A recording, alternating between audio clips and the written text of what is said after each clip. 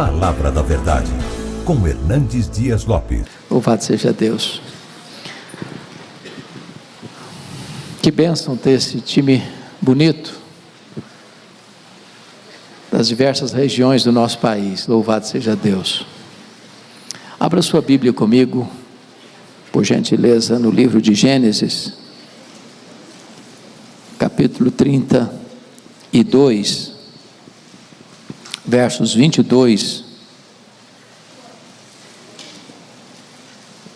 a 32.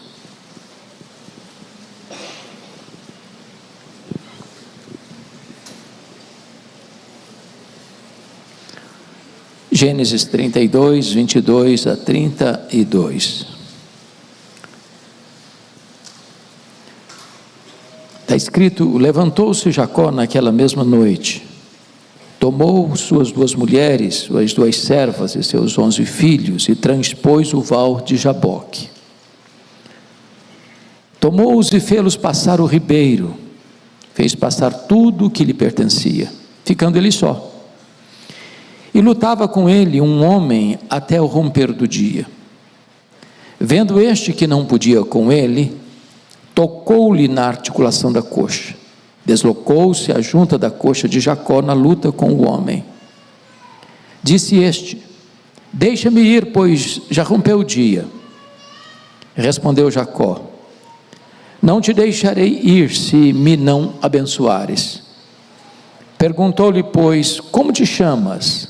Ele respondeu: Jacó. Então disse: já não te chamarás Jacó e sim Israel, pois como príncipe lutaste com Deus e com os homens e prevaleceste. Tornou Jacó: dize, rogo-te, como te chamas? Respondeu ele: por que perguntas pelo meu nome? E o abençoou ali. A aquele lugar chamou Jacó Peniel, pois disse: vi a Deus face a face, e a minha vida foi salva. Nasceu-lhe o sol, quando ele atravessava Peniel e manquejava de uma coxa.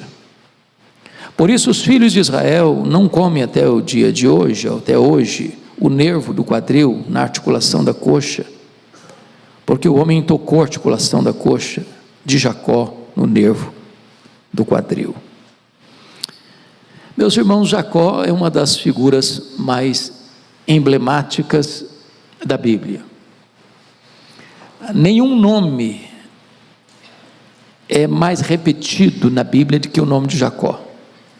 Nem Abraão, nem Moisés, nem Davi, nem Paulo. É o nome mais repetido na Bíblia.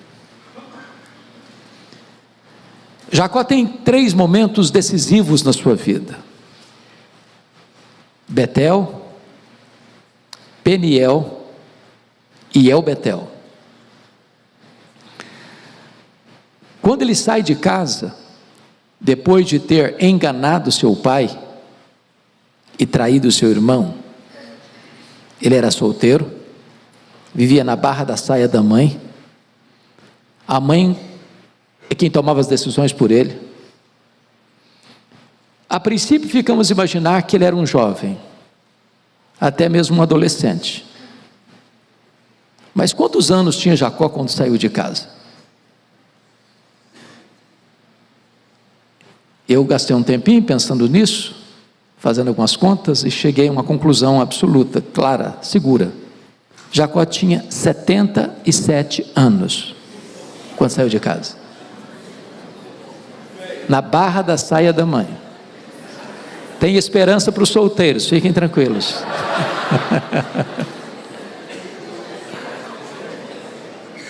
Por que você pode afirmar com certeza que ele tinha 77 anos? Preciso que você acompanhe o raciocínio então. Ele sai de casa, vai para Padã Arã, trabalha 14 anos por Raquel e Lia, a contragosto, é verdade. Quando ele completa 14 anos, nasce José, e ele quer voltar, e o sogro não deixa. Então, quando o José nasce, o Jacó tem 91 anos. Ele fica mais 6 anos, 6 anos. Ao todo, ele fica em Padã Arã 20 anos. Então, você sai com 77, agora ele tem quantos anos? 97 anos. Jacó é neto de crente, Jacó é filho de crente, mas Jacó ainda não é crente. Quando Deus se revela a ele em Betel, Deus se dirige a ele como: eu sou o Deus de Abraão, o Deus de Isaac. Dá vontade de escutar: e o teu Deus? Mas Deus não falou isso. Até os 77 anos, Jacó conhecia apenas o Deus do seu avô e o Deus do seu pai, mas não era ainda o seu Deus.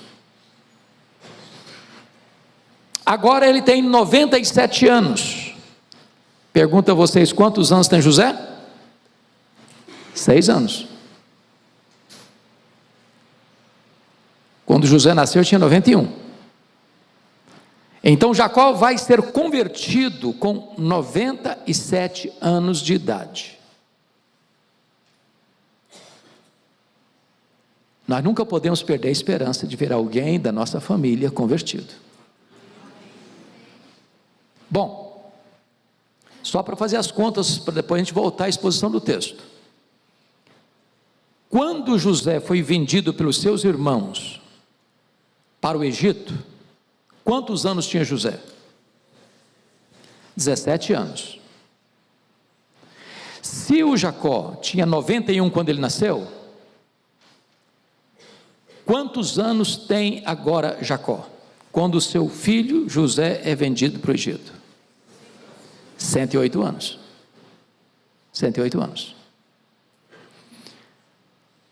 Quanto tempo José ficou no Egito até levar sua família para o Egito? 13 anos sofrendo. Depois 7 anos de governo com fartura. Então são 13 com 7, 20. Depois tem 2 anos de agrura, seca, fome. Com 2 anos de seca, ele manda levar sua família, ou seja, 22 anos depois. Quantos anos tinha Jacó quando José foi vendido para o Egito? 108. 108 mais 22, 130. A Bíblia diz que foi para o Egito com 130 anos. Viveu lá 17 anos, morreu com 147 anos. Então não é lucubração, é fato.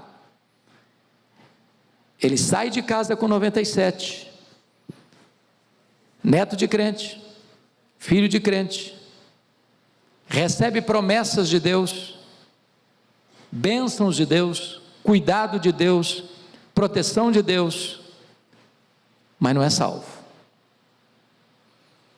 Há muitas pessoas, irmãos, que estão na igreja, são netos de crentes, são filhos de crentes, conhecem a palavra, conhecem as promessas, recebem as bênçãos, são até dizimistas, mas nunca nasceram de novo.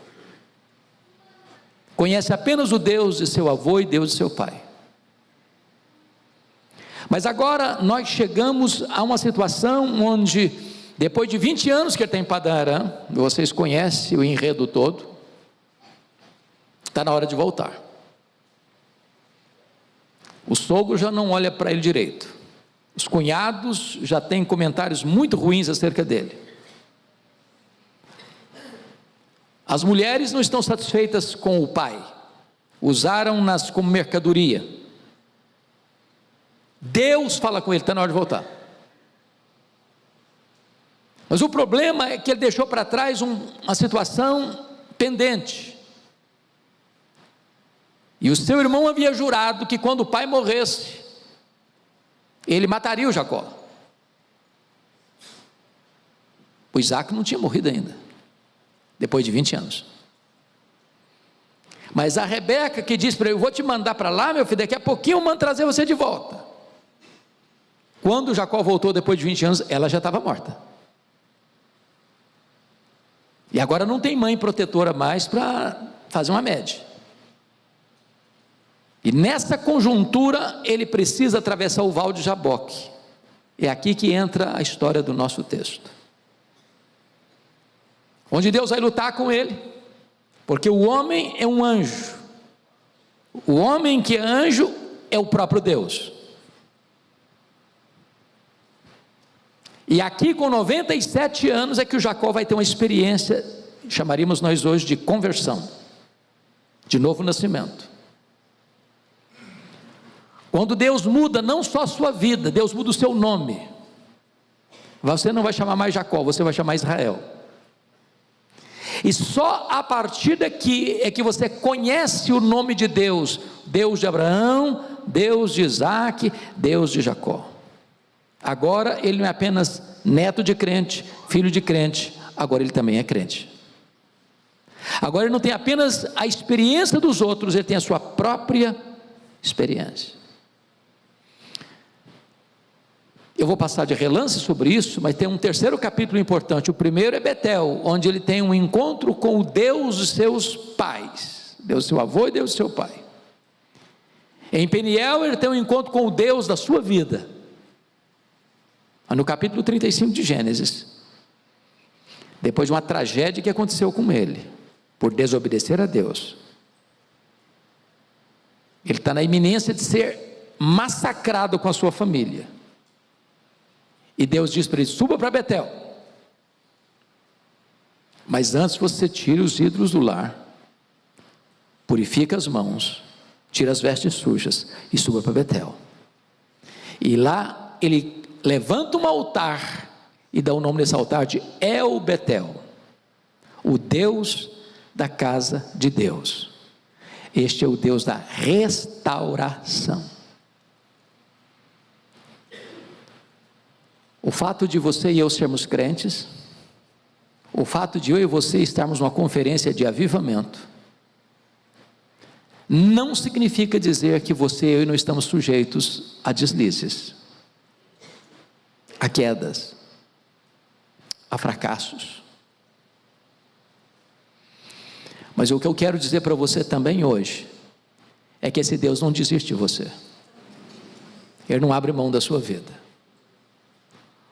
O Deus das promessas, o Deus da salvação, é também o Deus da restauração. Então, vamos considerar o texto lido.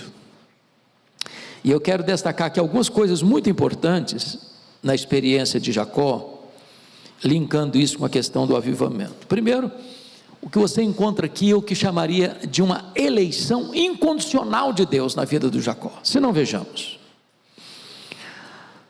Lá no capítulo 25, 23 desse livro de Gênesis, diz que Deus escolheu Jacó na contramão da cultura, sendo ele o caçula e não o primogênito. Embora gêmeos, mas quem nasce primeiro é Esaú. E dentro da cultura judaica, o primogênito tinha privilégios. E Deus inverte esse papel, e Deus escolhe Jacó. Não por méritos dele.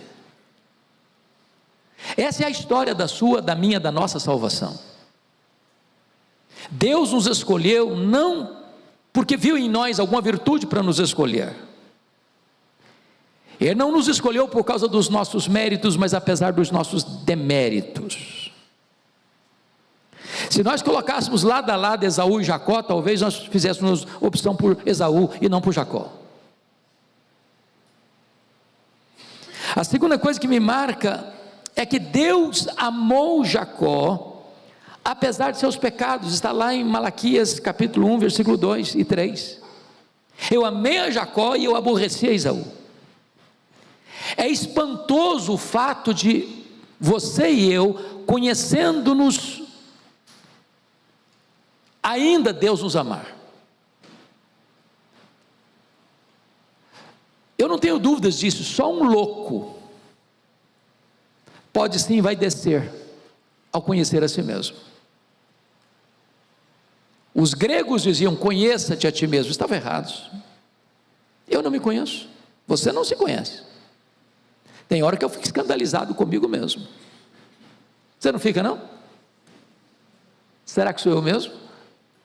Esse negócio está passando na minha cabeça, será que coisa estranha é essa? Mas Deus nos conhece totalmente, profundamente, exaustivamente, conhece o revelado, conhece o oculto, conhece o que ninguém conhece, Ele sabe tudo, exaustivamente, e apesar disso, Ele o quê? Nos ama. Isso é maravilhoso. Terceiro, veja comigo o verso 24 do texto lido, porque está escrito aí: ficando ele só, e lutava com ele um homem até o romper do dia. Quem toma a iniciativa de transformar a vida do Jacó é o próprio Deus. O Jacó poderia ter naquela situação, e vocês conhecem o contexto, onde ele vai colocando a sua família por etapas, com medo de enfrentar o seu irmão Esaú, que está vindo ao encontro dele, ou de encontro a ele, com 400 homens. Ele não é homem de guerra, ele poderia ser massacrado, e ele está com muito medo, ele está desesperado até, ele tem estratégias. Ele poderia dizer: meu Deus, eu careço da tua graça, eu careço da tua misericórdia, como nós ouvimos agora há pouco acerca do Davi. Não, nem isso ele tem.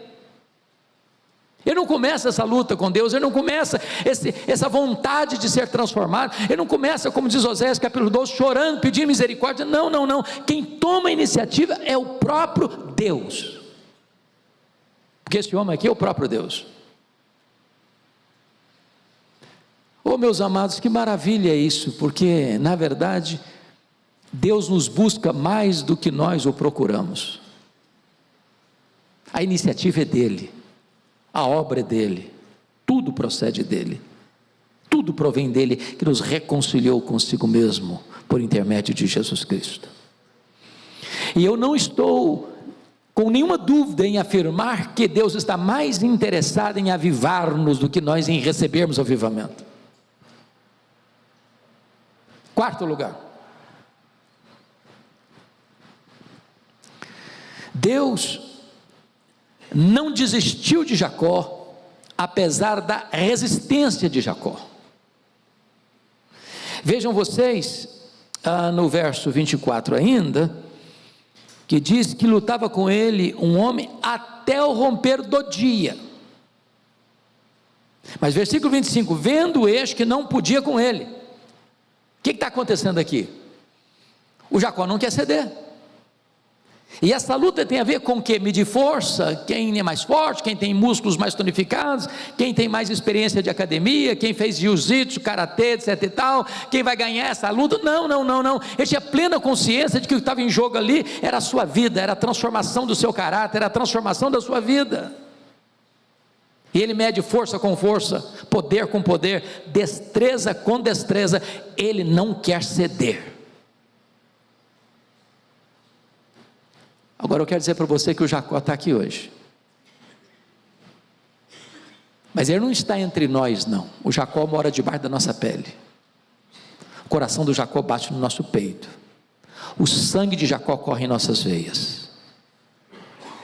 Nós somos resistentes à obra de Deus tantas vezes, dura cerviz, coração endurecido.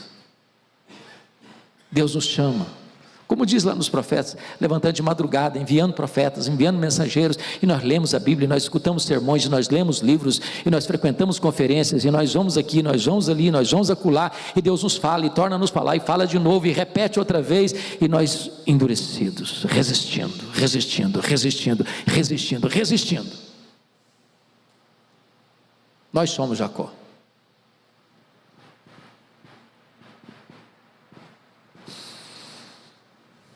Quinto lugar, Deus feriu Jacó para não perdê-lo para sempre. Confira comigo o verso 25. Vendo este que não podia com ele, tocou-lhe na articulação da coxa, deslocando-se a junta da coxa de Jacó na luta com o homem. Deus o deixou aleijado, manco, deficiente fisicamente. Sabe o que significa isso? Deus é capaz de ir às últimas consequências para não nos perder. quando o Senhor disse para Saulo de Tarso no caminho de Damasco: dura coisa te é recalcitrares contra os aguilhões. Que bênção é que Deus não desiste de nós.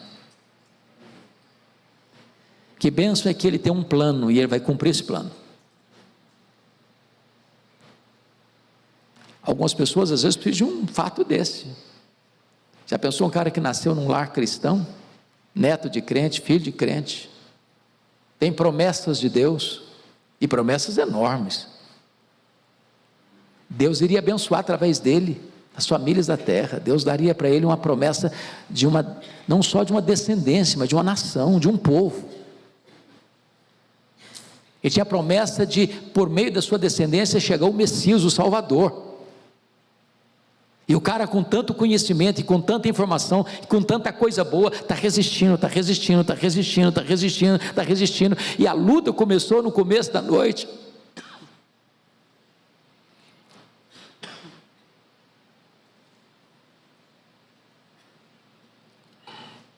E estava amanhecendo o dia, e o cara não quer ceder. Você já imaginou isso? Agora, quem luta com Deus e consegue ganhar? Já tentou ganhar de Deus?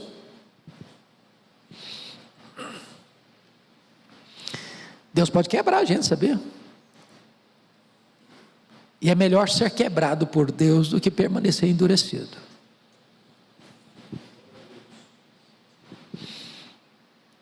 Deus tem uma obra para fazer em nós e através de nós, e Ele não vai recuar. Bendito seja o Senhor por isso. Mas depois de tratar da eleição incondicional, esse texto trata também do que nós chamaríamos de a graça irresistível de Deus. E a primeira coisa que destaco aqui é que agora Jacó reconhece a necessidade da sua transformação, no versículo 26. Disse este: deixa-me ir, pois já rompeu o dia. Respondeu Jacó: não te deixarei ir, se me não abençoares. Quando é que ele chegou a essa conclusão? Só depois que foi ferido por Deus. Enquanto ele tinha força, ele está lutando para não ser transformado.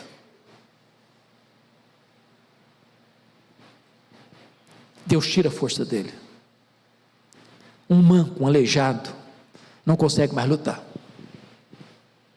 Ele é dependente. E agora o Senhor quer ir, e ele diz: não, eu não te deixarei se tu não me abençoares. É hora de você se agarrar com o Senhor, de Senhor, eu não posso mais apenas ser um frequentador de conferências. Já li tantos livros, já li a história dos avivamentos tantas vezes. Eu poderia enumerar algumas dezenas de congressos de avivamento que eu já fui. E a gente vai fazendo coleção de conferências, de sermões ouvidos, de livros lidos. Chegou um momento em que Jacó disse: Senhor, eu não posso, essa noite não pode passar. O dia já está amanhecendo e eu não quero continuar agora mais com a mesma vida. Eu não posso mais continuar do mesmo jeito. Eu não te deixarei ir se tu não me abençoares. Mas, segundo lugar, Moisés não relata isso aqui em Gênesis, mas está lá em Oséias capítulo 12, versículos 3 e 4, que nessa luta de Jacó com Deus, ele chorou e pediu misericórdia.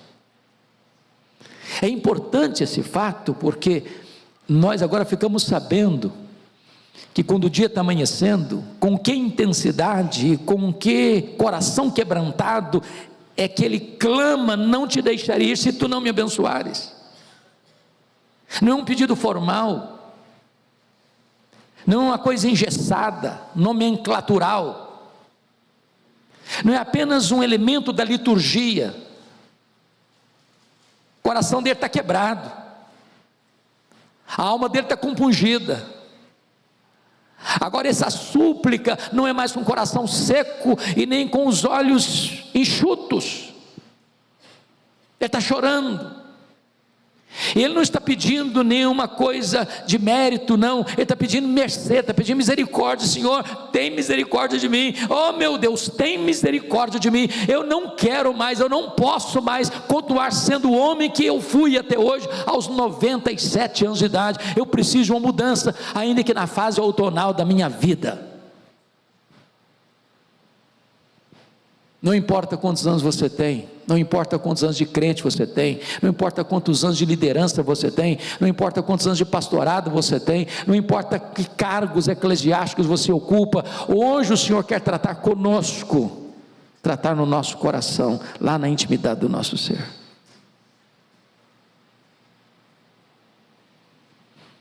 Mas em terceiro lugar, veja comigo o versículo 27, Jacó confessou o seu pecado. Perguntou-lhe, pois, como te chamas? Ele respondeu, Jacó. Isso não foi uma resposta, isso foi uma confissão. Vocês se lembram que há 20 anos, essa mesma pergunta fora feita a ele, e feita pelo seu pai. Quando ele entra no quarto do seu pai, já estava praticamente cego, e o seu pai tinha pedido a Esaú para ir no campo, procurar uma caça, ele gostava. Aliás, o Isaac errou muito na criação dos meninos, a Rebeca também. Não é certo um pai ter preferência por um filho, a mãe ter preferência por outro filho, e os pais insensatamente jogaram um filho contra o outro. E quando a Rebeca escutou atrás da porta, porque a comunicação do casal já tinha ido embora também, a conversa, ela chamou Jacó, o menino então só tem 77 anos, era um adolescentezinho. Vem cá, meu filho, o negócio é comigo, você vai fazer o que eu mandar. Você vai pegar um cabrito, eu vou preparar, eu sei o gosto do seu pai, já cozinho para ele há muitos anos, e você vai levar, porque ele vai abençoar você, porque se você não fizer isso, ele vai abençoar Esaú, e vai dar tudo errado. É muito triste quando alguém precisa dar uma mãozinha para Deus, porque Deus não precisa de mãozinha humana, não precisa? Toda vez que o homem quis dar uma mãozinha para Deus, deu errado. Já que não, mamãe, isso não vai funcionar, mas não vai funcionar de jeito nenhum. Mas por que não vai funcionar, meu filho? Não vai primeiro, mamãe, eu sou diferente do Esaú, hein? Se meu pai me chama e me apalpa, eu sou todo peludo, eu sou lisinho, não tem nada. Ele vai descobrir a farsa, a mentira. Não, deixa comigo, eu estou no controle. Cobriu o cara de pelo, foi lá no guarda-roupa, pegou a melhor roupa do Esaú, vestiu no cara, entrou no quarto, disse, meu pai, quem é você? Eu sou Esaú. Como assim? Tão depressa você conseguiu a caça? Deus é tão bom, né? E botou o nome de Deus na história. Mentiu, blasfemou. A voz é do Esaú, mas chega aqui perto. Na verdade o cheiro é do Esaú, mas a voz é do Jacó. E perguntou, você é Esaú mesmo? Eu sou Esaú, meu pai, sou Esaú. Mentiu. Sabe o que significa a palavra Jacó? Trapaceiro, enganador, mentiroso, suplantador. 20 anos depois, na hora da mudança radical, Deus então pergunta, qual o seu nome? Eu acho algumas perguntas da Bíblia muito curiosas, porque é o óbvio ululante, não é não? Se era o anjo, se era Deus que estava lutando com ele, será que Deus não sabia o nome dele? Há perguntas que Deus faz, que não é porque Deus precisa de uma informação, é que Deus quer trabalhar com a gente. Deus quer acordar a consciência adormecida do Jacó. Então quando ele responde, eu sou Jacó, O que ele está dizendo é o seguinte: eu sou isso mesmo que meu nome significa, eu sou um suplantador, eu sou um mentiroso. Até hoje a minha vida foi uma vida de mentira. Até hoje eu enganei. Até hoje foi uma trapaça. Esse cara, com 97 anos, tem família, tem riqueza, tem promessa de Deus, tem bênção de Deus, tem cuidado de Deus, mas não tem experiência com Deus. Às vezes, irmãos, nós estamos na igreja há anos, às vezes temos lastro de família na igreja, 2 gerações, 3 gerações, 5 gerações de crentes. A gente dá até uma afinada na voz, não, eu tenho tradição, pedigree espiritual.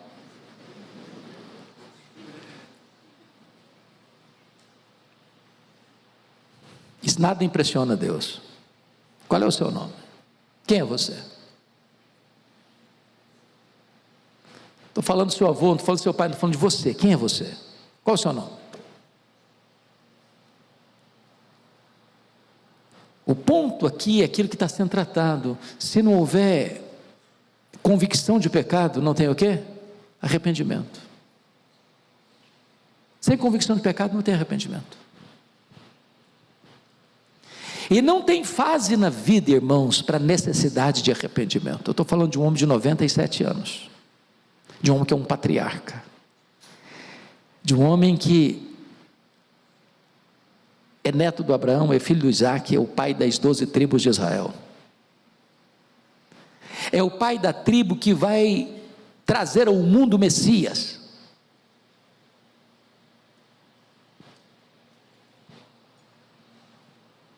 Mas finalmente,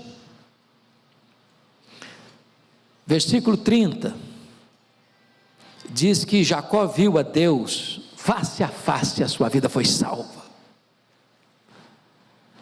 Aquele lugar chamou Jacó Peniel, pois disse: vi a Deus face a face, a minha vida foi salva. Aqui tem um corte radical, aqui tem um antes, aqui tem um depois. Eu sei que nem todos nós conseguem identificar esse dia na vida, e nem por isso a sua experiência é menos importante do que aquele que teve uma situação como essa. O cara ficou aleijado para ser convertido, ou um Saulo de Tarso para ficar cego na estrada para reconhecer o senhorio de Jesus, ou como Manassés, que precisa ser preso e carregado como um bicho para se quebrantar, ou como Nabucodonosor, que precisa virar bicho mesmo para se arrepender.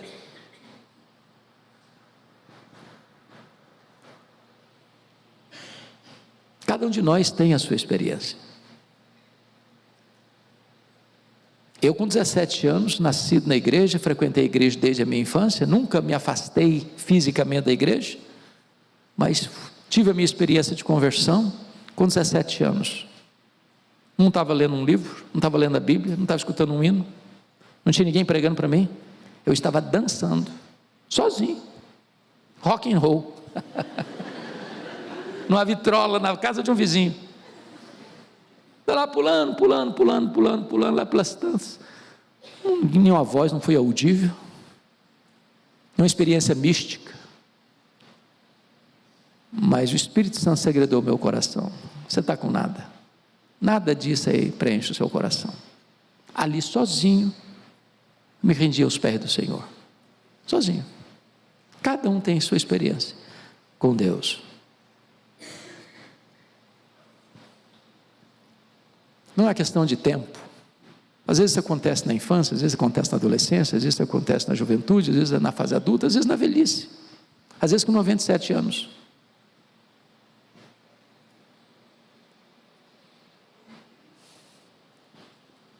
O que é maravilhoso é que quando amanheceu o dia, o Jacó está manco, mas está salvo. Ele está manco, mas está feliz. Ele está manco, mas o sol apareceu para ele. Ele está manco, Mas Deus não só mudou a vida dele, mas mudou a disposição do coração de Esaú em relação a ele. E em vez de enfrentar uma guerra, enfrenta abraços e beijos de reconciliação. Mas eu queria concluir agora levando vocês para o capítulo 35, porque o ponto do congresso é esse.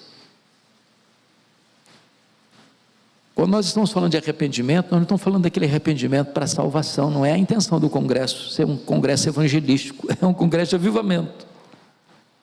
E por ser um congresso de avivamento, nós estamos falando de quem? De crentes. Avivamento não é para o incrédulo, avivamento é para a igreja. O incrédulo você prega salvação.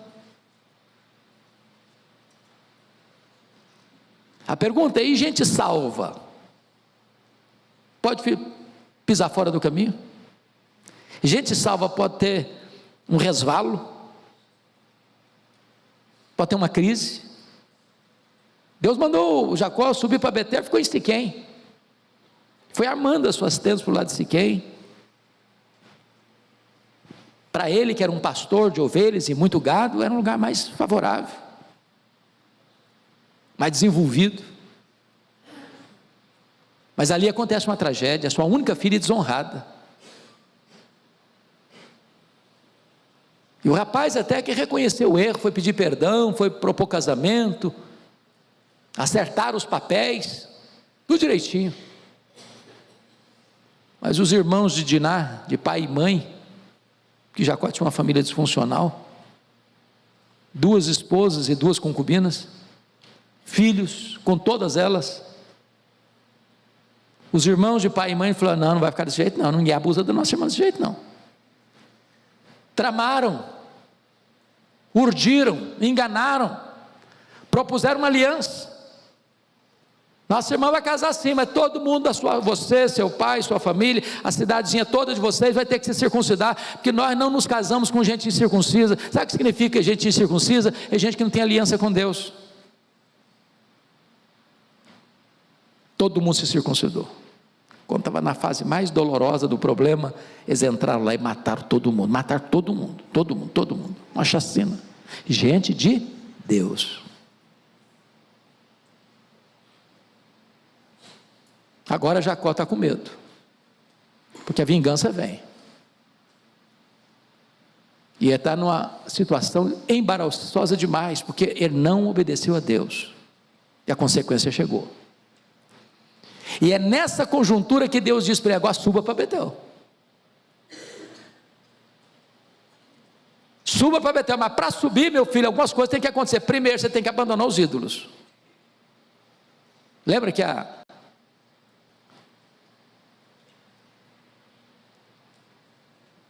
história dos ídolos da família? Lembra da Raquel? Escondeu os ídolos. Aqueles ídolos eram deuses, eram ídolos familiares. Aquilo foi problema na história de Israel a caminhada toda. Às vezes ele tem ídolos de estimação, a gente guarda bem guardadinho, mas está lá. De vez em quando dá uma piscadela, olha, fica aqui, tá? Confio em você, tá? Você vai me ajudar ainda.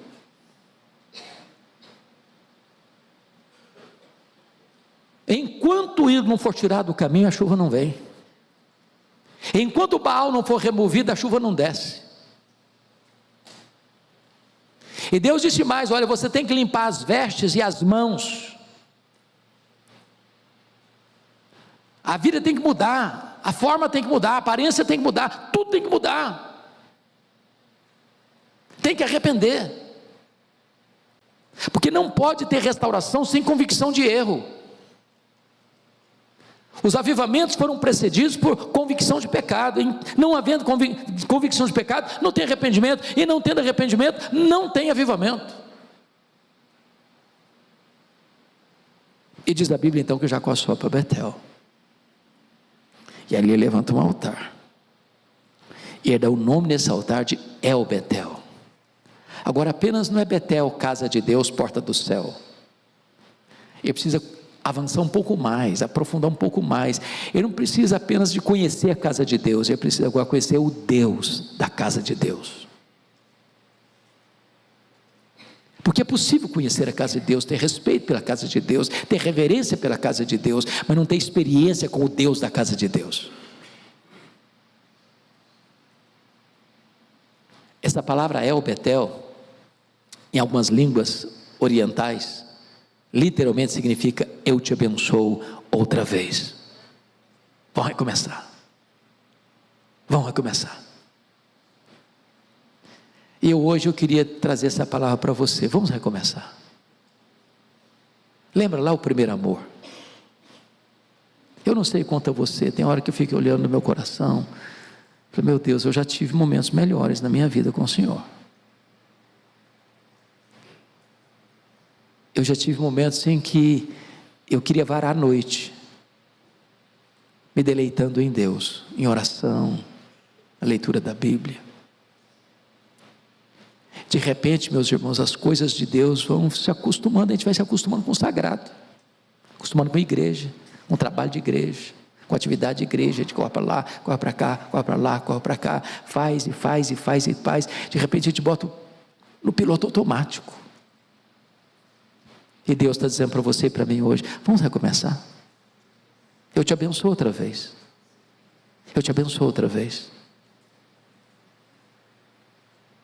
Porque eu não quero apenas que você conheça a casa de Deus, eu não quero apenas que você tenha uma experiência de salvação, eu quero que você também conheça o Deus da restauração, do recomeço, de um novo tempo na sua vida.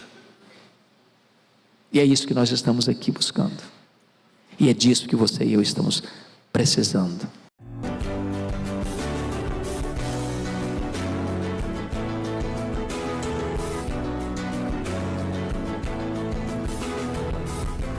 Palavra da Verdade, com Hernandes Dias Lopes.